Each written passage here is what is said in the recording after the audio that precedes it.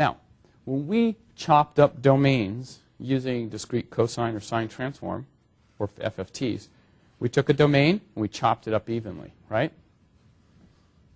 So now we're going to start looking at this and chopping things up. But since we want to use the cosine transform, what are we chopping up here?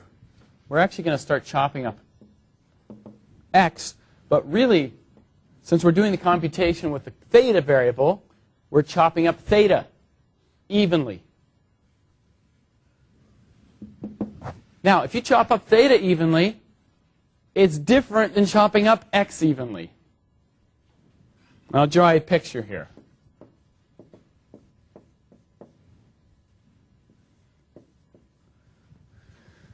I want to chop up the theta variable evenly. Here's how I do it. M equals 1, 2, all the way up to n. So let me draw a picture here. Here's x, 1 minus 1. And this is x cosine theta, so it's like being on an arc around this thing. You're on a circle, essentially, right? With theta being this angle. And what you're going to do is you're going to chop up the arc evenly. Right? Chopping up the theta variable. So I'm going to just chop up points here evenly, all the way around this arc.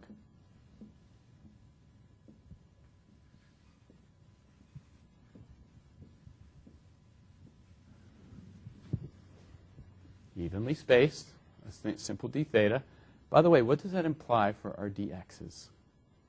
I no longer am working on a uniformly chopped up domain. So what are my x variables?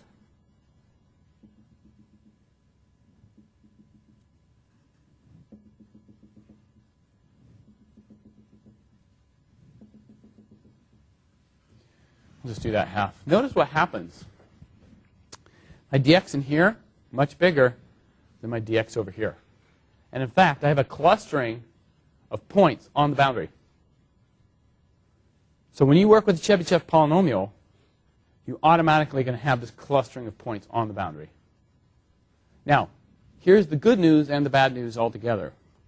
The good news is the following. Suppose you have a problem where the boundaries are playing an important role in the dynamics. In other words, stuff is happening at the boundary. You automatically get more resolution on the boundary with Chebychev. Here's the bad news. Suppose nothing's really going on in the boundary, everything's happening in the middle. Then that means you have to increase your resolution a lot in the middle, which means you're having a ton of points on the edges. You see the problem? So that's the bad news, potentially. It's only potential bad news. It's only potential good news. It all depends upon the problem you're actually working with. But remember, the extra piece of good news is you're doing this in n log n. Right? So you can't lose. I mean, you can, but I always like to say n log n is like it's a winner's choice to take. Okay. All right. So this is critical, and we're going to see this in practice. So we'll pull up a Chebychev code.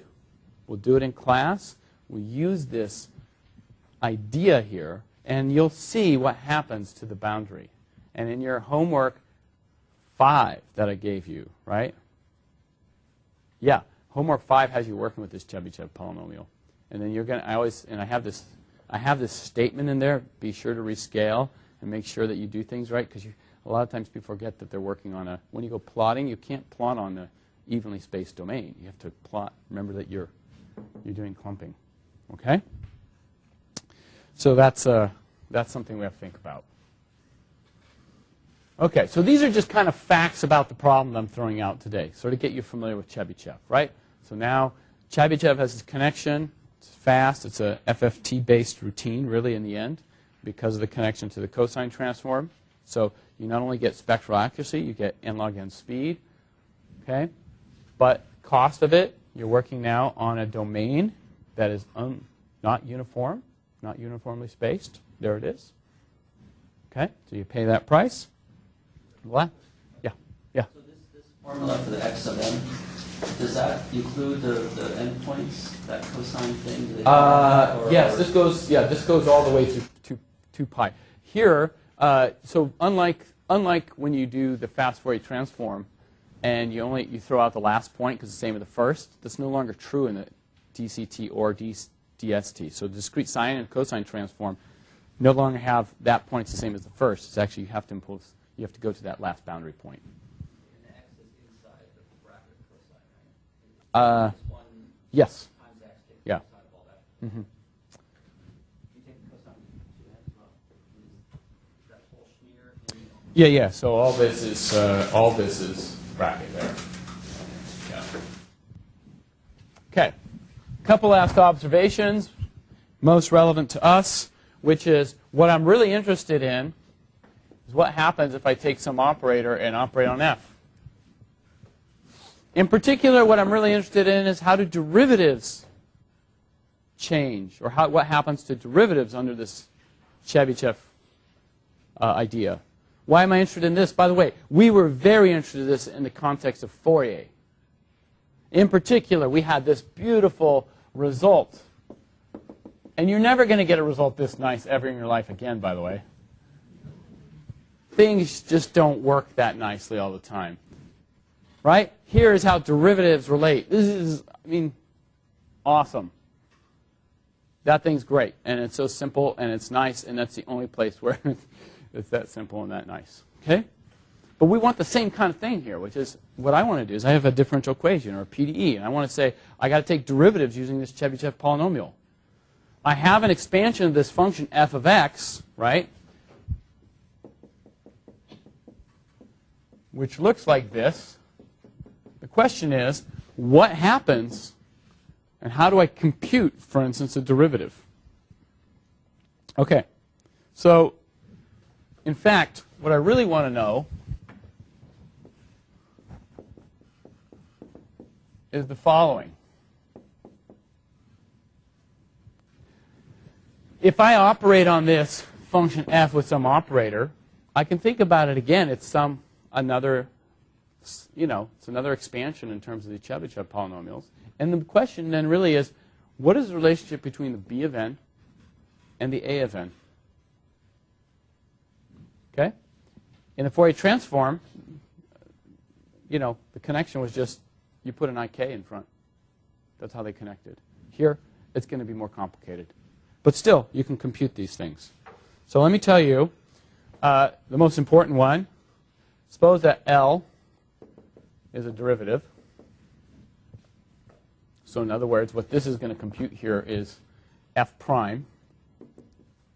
So this is going to give us f prime. And if we do that, then what we have is the following formula.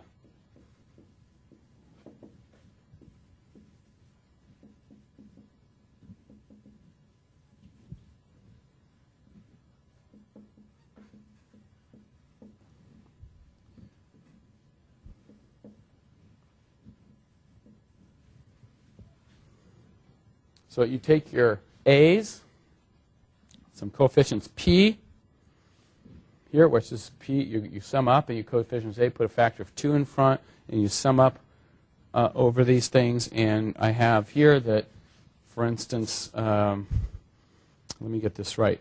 C0 is 2, otherwise C of n is 1. And then the b of n, and that's how you get the b of n. So you have this relationship between the b of n and the a's. So if I want to get b2, b2 will come in here, and I'll have to do the sum to get out over all the a's with some coefficient factor, and I'll get these b of n's. They're the formulas, and you can implement them on the computer. That's the important thing. I have some other formulas there. And by the way, I'm not even sure if that's right. How do you like that? And I don't care.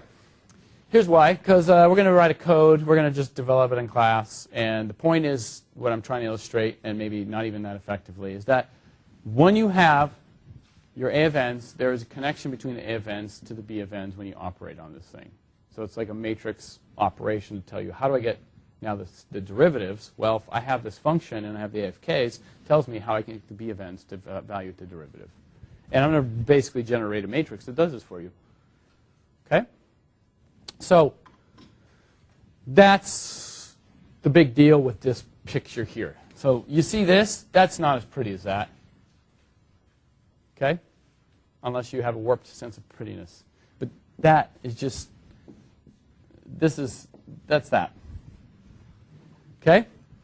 Just not in a very elegant way, but that's the way it works out. Okay? So Chebychev, so you have to keep in mind, is this. There are two spectral algorithms, only two, that give you n log n speed. The FFT and Chebychev. Why would you use Chebychev? Right? So why would we use FFT? Why would we use Chebychev? Chebychev, or FFT, works in three cases.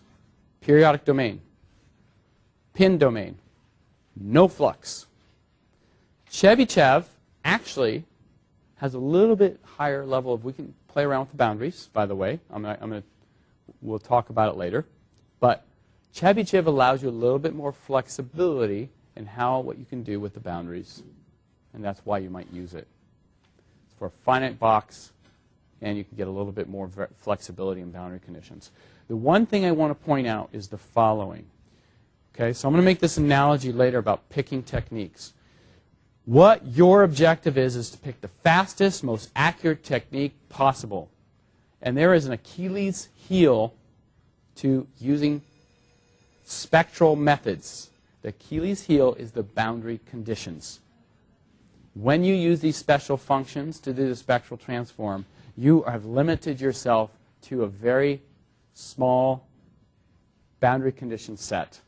And this is where it kills you. So anything that will expand your offerings in terms of boundary conditions is always a win. And this is why we talk about Chebychev, for no other reason.